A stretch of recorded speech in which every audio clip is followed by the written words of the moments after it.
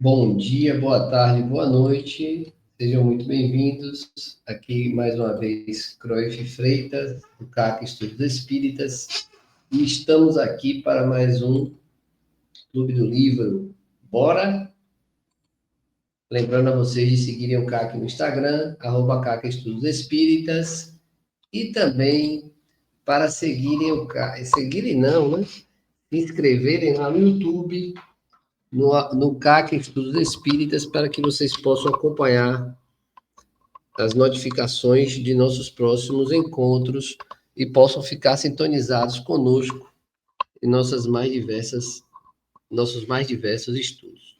Estou eu aqui ainda arrumando direitinho o nosso ambiente para que possamos, então, agora sim, com o nosso slide padrão de Kardec, Amor e Caridade, falar sobre mais um capítulo desta obra magnífica, nos domínios da mediunidade, Psicografia de Chico Xavier, ditada pelo espírito André Luiz.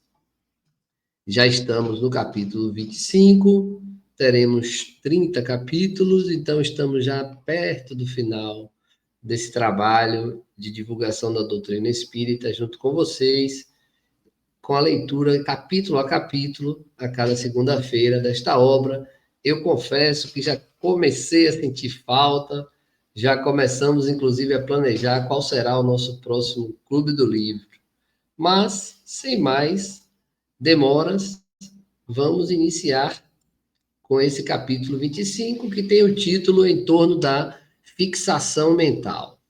Relembrando a vocês, nossos atores principais, André Luiz, Hilário e Aulus, que estarão vivenciando experiências mediúnicas em busca de um aprendizado maior do ponto de vista do plano espiritual.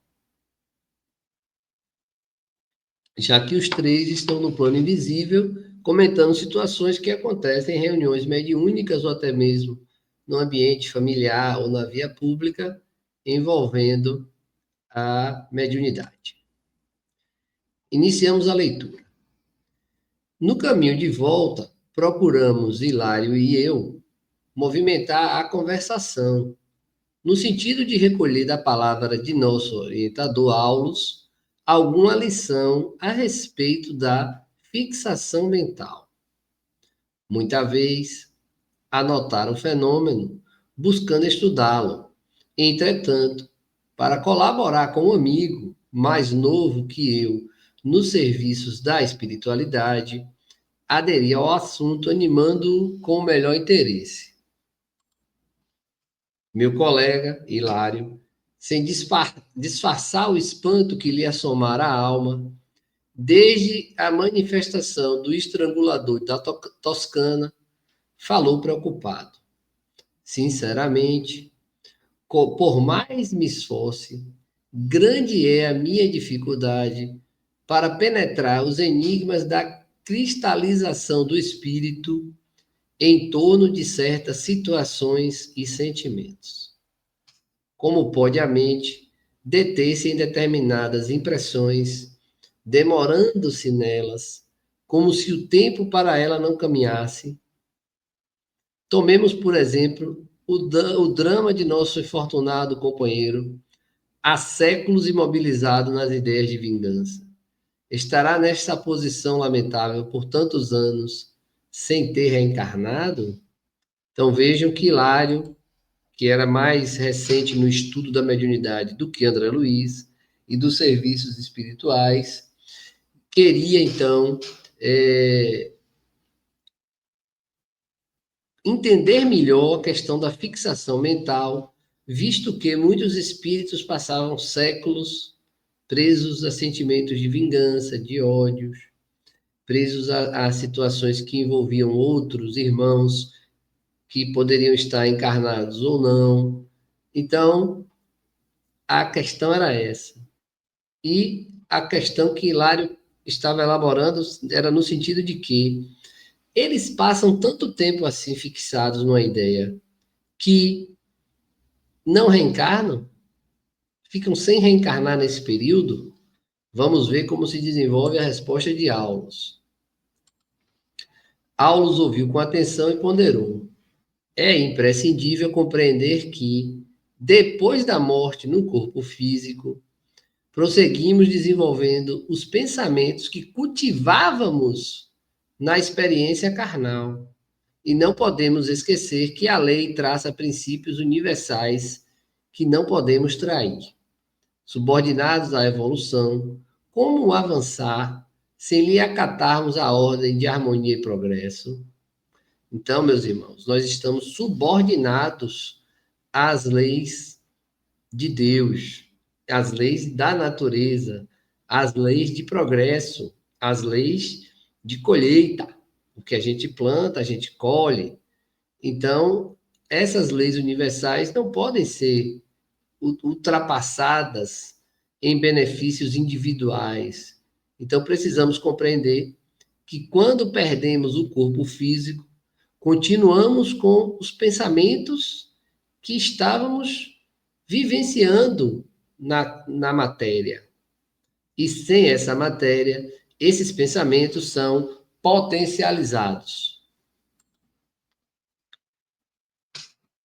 Aulus continua. A ideia fixa pode operar a indefinida estagnação da vida mental no tempo. Olha, aquele pensamento fixo que as pessoas têm. Ele pode operar a indefinida estagnação da vida mental no tempo. Simbolizemos o estágio da alma na Terra, através da reencarnação, como sendo valiosa linha de frente na batalha pelo aperfeiçoamento individual e coletivo. Batalha em que o coração deve armar-se de ideias santificantes para conquistar a sublimação de si mesmo, a mais alta vitória. Então, essa ideia fixa pode operar a indefinida, ou seja, não tem tempo para acabar, estagnação da vida mental no tempo. E para isso, nós precisamos, então, vencer as nossas dificuldades, cada um. Não precisamos cuidar da vida dos outros, basta cuidarmos da nossa própria vida e termos a nossa vitória sublimando e cultivando ideias santificantes. Aulus continua. A mente é o soldado em luta, ganhando denodadamente o combate em que se empenhou, tão logo seja conduzida às aferições da morte, sobe verticalmente para a vanguarda, na direção da esfera superior, expressando-se-lhe o triunfo por elevação de nível. Entretanto, se fracassa, e semelhante perda é quase sempre a resultante da incúria ou da rebeldia, volta horizontalmente nos acertos da morte para a retaguarda, onde se confunde com os desajustados de toda espécie para indeterminado período de tratamento. Em qualquer frente de luta terrestre, a retaguarda é a faixa atormentada dos neuróticos, dos loucos, dos mutilados, dos feridos e dos enfermos de toda a casta.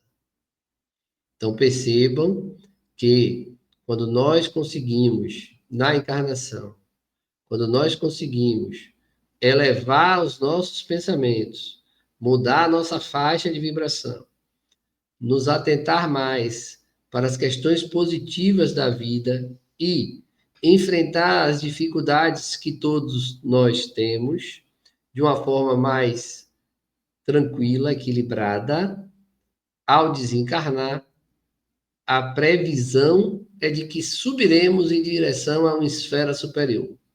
Fracassando, ficaremos na retaguarda que representa conviver com aqueles que estão desajustados, atormentados, considerados como neuróticos, loucos e enfermos de toda causa. Ante o interesse com que lhe ouvíamos a exposição, Aulus prosseguiu depois de ligeira pausa. De certo, as legiões vitoriosas não se esquecem dos que permaneceram no desequilíbrio e daí vemos as missões de amor e renúncia funcionando diligentes, onde estacionam a desarmonia e a dor. E a Lari vai perguntar: e o problema da imobilização da alma? Tornou meu colega ávido de saber. Então ele ainda não estava satisfeito. Aulo sorriu e considerou: em nossa imagem, podemos defini-la com a propriedade possível. É que o tempo para nós é sempre aquilo que dele fizermos.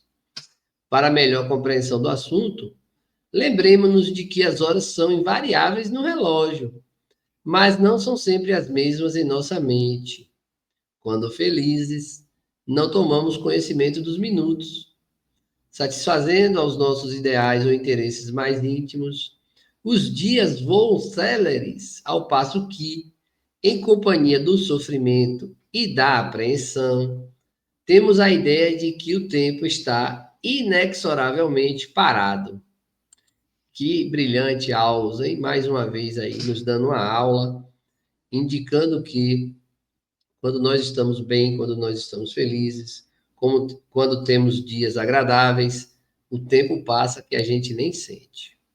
Só que quando a gente está preso em sofrimento, em aborrecimento, em brigas, em insatisfações, parece que o dia efetivamente não passa. Aulos continua.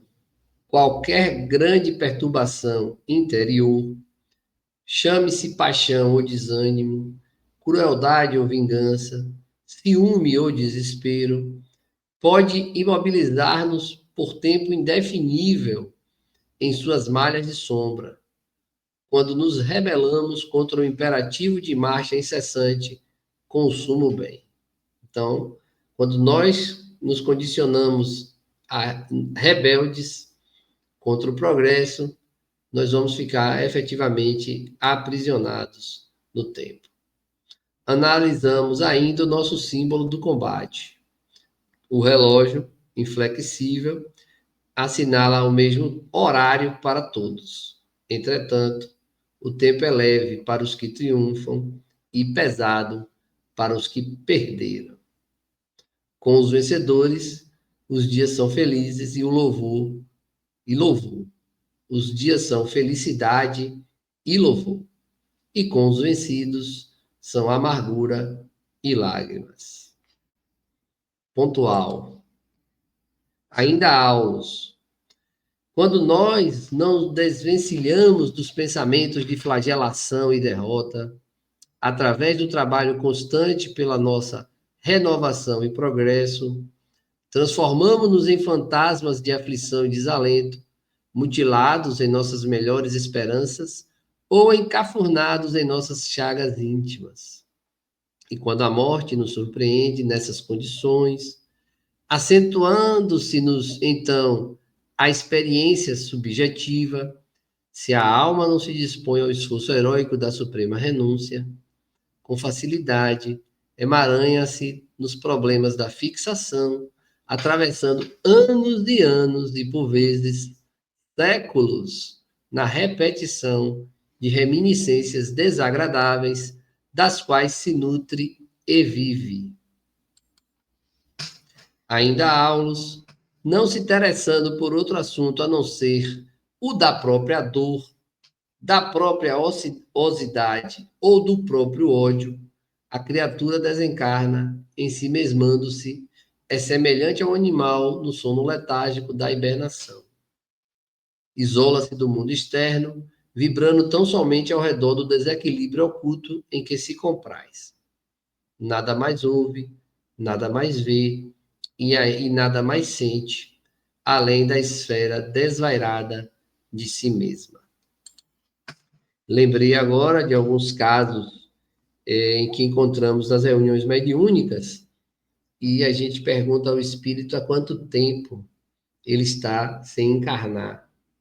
E aí, muitas vezes, a resposta é: depende. Por quê? Porque o tempo para a gente é de uma forma, Para o espírito no estado errante, é de outra forma. E é comum, mesmo aqueles espíritos ainda muito materializados e que não detêm muito conhecimento, que a resposta seja nessa direção. E existem aqueles que falam muito, muito, muito tempo. Eu costumo perguntar nas reuniões em que ano ele está com aquele pensamento. E, algumas vezes, obtenho êxito nas respostas, porque, como eles estão fixados em um tempo, quando eu pergunto em que ano eles estão fixados, eles automaticamente lembram da época. Podem não precisar o ano exato, mas eles normalmente indicam a época em que estão vivendo. Isso só mostra que esses espíritos começam a pensar em sofrimentos eternos, porque para eles não há um períodozinho de descanso. Para eles, esse sofrimento é eterno. Agora, André Luiz, revestia-se o assunto de imenso interesse para minhas observações pessoais. Em muitas ocasiões, sondara de perto as consciências que dormitam após a morte, quais múmias espirituais, e lembrei-as ao assistente, que nos disse atencioso: sim, a mente estacionária na deserção da lei, durante o repouso habitual em que se imobiliza, além do túmulo, sofre angustiosos pesadelos, despertando quase sempre em plena alienação, que pode persistir por muito tempo, cultivando apaixonadamente as impressões em que julga encontrar a própria felicidade. Veja que, despertando quase sempre em plena alienação, que pode persistir por muito tempo. E qual o remédio mais adequado à situação? Inquiri respeitoso. Aqui André Luiz.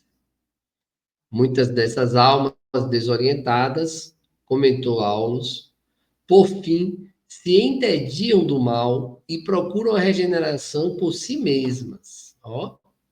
Ao passo que outras, em nossas tarefas de assistência, nas reuniões mediúnicas, por exemplo, acordam para as novas responsabilidades que lhes competem no próprio reajuste. São soldados feridos, buscando corresponder às missões de amor que lhes visitam o pouso de restauração. Entendem o impositivo da luta dignificante a que foram chamados e, ajudando aos que os ajudam, regressam ao bom combate em cujas linhas se acomodam com o serviço que lhes é possível desempenhar.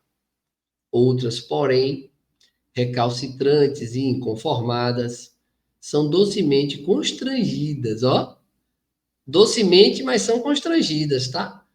São docemente constrangidas ao retorno à batalha para que se desvencilhem da prostração a que se recolheram. Então, parado, meus irmãos, ninguém vai ficar. A experiência no corpo de carne, em posição difícil, é semelhante a um choque de longa duração em que a alma é convidada a restabelecer-se. Para isso, tomamos o concurso de afeições do interessado, que o asilam no templo familiar. Então, o espírito que está imobilizado, preso e fixado em uma questão mental no tempo, ele reencarna em famílias onde vai encontrar afeições do passado e será acolhido. Mas nesses casos, a reencarnação será compulsória, assim como um ato de violência? Perguntou Hilário com atenção. Ó, as perguntas de Hilário são sempre legais. Olha o que ele pergunta. A reencarnação será obrigatória?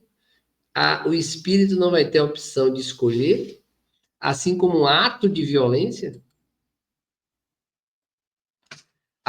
Aí Aulus vai responder: que fazemos na Terra quando surge um louco em nossa casa,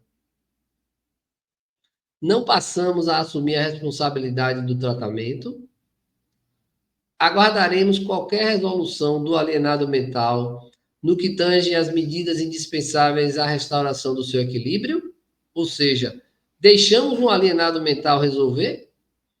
É certo que nos cabe o dever de honrar a consciência livre, capaz de decidir por si mesma nos variados problemas da luta evolutiva. Entretanto, à frente do irmão irresponsável e enfermo, do doente mental, a nossa colaboração significa amizade fiel, ainda que essa colaboração expresse doloroso processo de reequilíbrio em seu favor. Então vejam que pode acontecer sim uma reencarnação compulsória. Após ligeira pausa, continuou aulas. A reencarnação em tais circunstâncias é o mesmo que conduzir o doente inerte a certa máquina de fricção para o necessário despertamento, intimamente justaposta ao campo celular. A alma é a feliz prisioneira do equipamento físico, no qual influencia o mundo atômico e é por ele influenciada, sofrendo os atritos que lhe objetivam a recuperação. Os significativos apontamentos convidavam-nos a meditar e aprender. Impressionado, considerei. Em virtude de semelhantes fixações, é que vemos entidades padecendo deplorável amnésia. Fato, muitos não lembram sequer porque estão ainda presos ao mal. Quando se comunicam com os irmãos encarnados, não conservam exata lembrança senão dos assuntos em que se lhes encravam as preocupações e, quando permutam impressões conosco, assemelham-se a psicósicos renitentes. Vejam que isso é bastante comum em reuniões mediúnicas. Os espíritos não lembram o nome, o próprio nome. Não lembram pai, não lembram mãe, não lembram filho, não lembram de companheiro. Estão completamente sofrendo de amnésia, mas não esquecem a situação na qual estão presos e fixados mentalmente.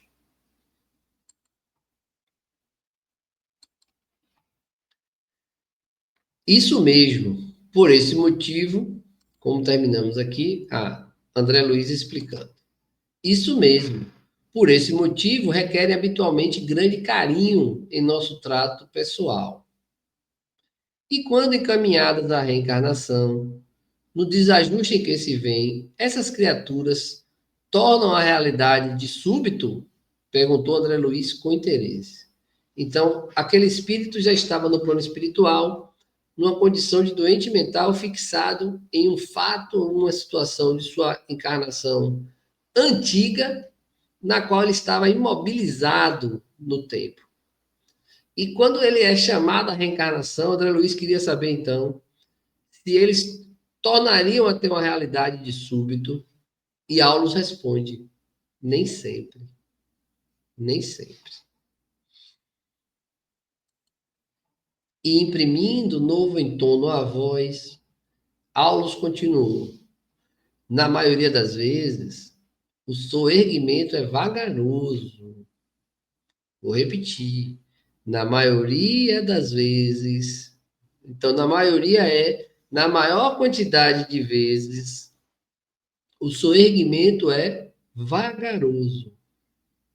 Podemos comprovar isso no estudo das crianças retardadas que exprimem dolorosos enigmas para o mundo. Somente o extremado amor dos pais e dos familiares consegue infundir calor e vitalidade a esses entezinhos que, não raro, se demoram por muitos anos da matéria densa, como apêndices torturados da sociedade terrestre, curtindo sofrimentos que parecem injustificáveis e estranhos e que constituem para eles a medicação viável. Meus irmãos, eu costumo dizer que ser espírita não é fácil. Então, nós vamos olhar para essas crianças que têm deficiências mentais, que têm dificuldades. E nós espíritas temos que entender que eles estão passando pelo que é necessário. Não podemos considerar que é um sofrimento injustificado e estranho, porque precisamos ter a consciência que para aqueles espíritos encarnados naquela condição, esta é a medicação viável. É fácil? Não, mas é possível. Então, os desajustes de encarnações passadas, muitas vezes submetidos a encarnações compulsórias, obrigatórias, faz com que esses espíritos precisem depender da família, não podem ter essa liberdade, porque essa liberdade pode causar neles um endividamento maior ainda. Lembro-me agora da história de um espírito que nasceu sem as pernas e sem os braços.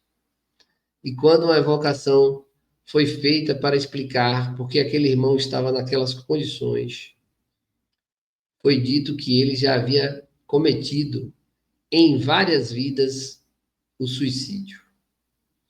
E que ele precisava então encarnar sem as pernas e sem os braços, para que isso impedisse que ele cometesse novamente o suicídio. Vejam como é perfeita a lei de Deus. Para nós encarnados, com a visão restrita à matéria, é praticamente impossível enxergar justiça nisso. Mas quando olhamos para uma vida eterna, quando olhamos para reencarnações sucessivas, a oportunidade de aprendizado, a oportunidade de resgate, a oportunidade de fazer o bem, entendemos que se estamos espiando agora, se estamos agora em prova, é porque o nosso passado, em algum momento, foi prejudicial para a nossa existência atual, na qual recebemos a dádiva, a oportunidade de um caminho novo, de uma nova estrada, de uma nova chance. Seguimos. É possível auscultar ainda a verdade de nossa assertiva. Aí, Aulus vai dizer, né? Para você ver que eu estou falando a verdade, nos chamados esquizofrênicos e nos paranoicos que perderam o senso das proporções, situando-se em falso conceito de si mesmos. Quase todas as perturbações congeniais da mente, na criatura reencarnada, dizem respeito à fixação que lhe antecederam a volta ao mundo. Olha que legal. Quase todas, não quer dizer que são todas, mas quase todas estão relacionadas a fixações anteriores à encarnação.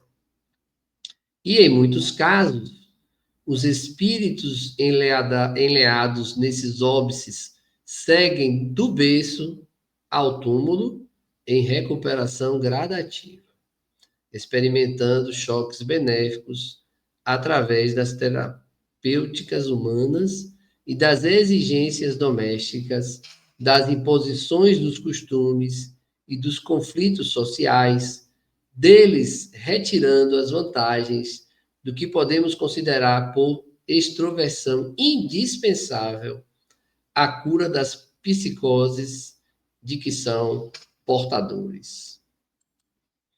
Quando se fala que o sofrimento é um caminho para evoluir, para progredir, vejam que esses espíritos de fixação mental reencarnam com problemas mentais, na maioria das vezes, não são todas as vezes, e que nessa condição, gradativamente, eles vão conseguindo se melhorar. Que luta, meus irmãos, que luta.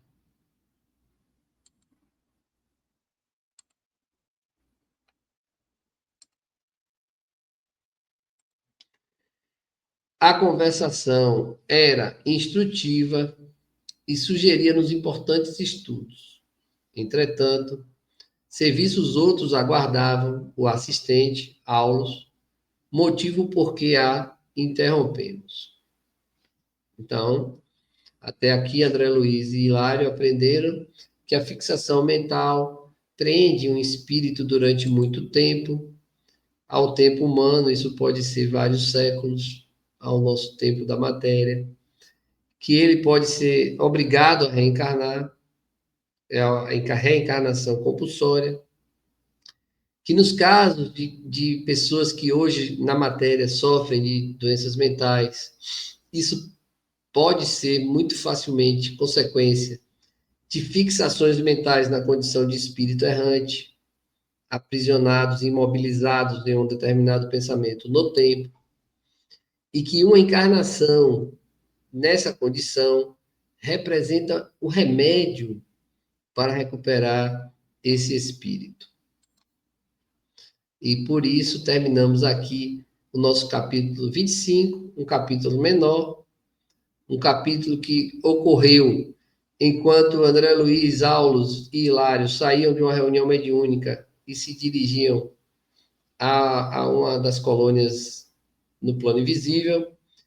E no próximo capítulo, no capítulo 26, nós vamos falar da psicometria. Esse é o título, você já pode pesquisar o que é, eu ainda não vou falar, é óbvio, e peço a você que dê o like aqui no vídeo, para que possamos receber um auxílio do YouTube para a maior divulgação da doutrina espírita. Quanto maior o número de likes, nós sabemos que maior também será a divulgação dos nossos vídeos e caminhamos com o Clube do Livro.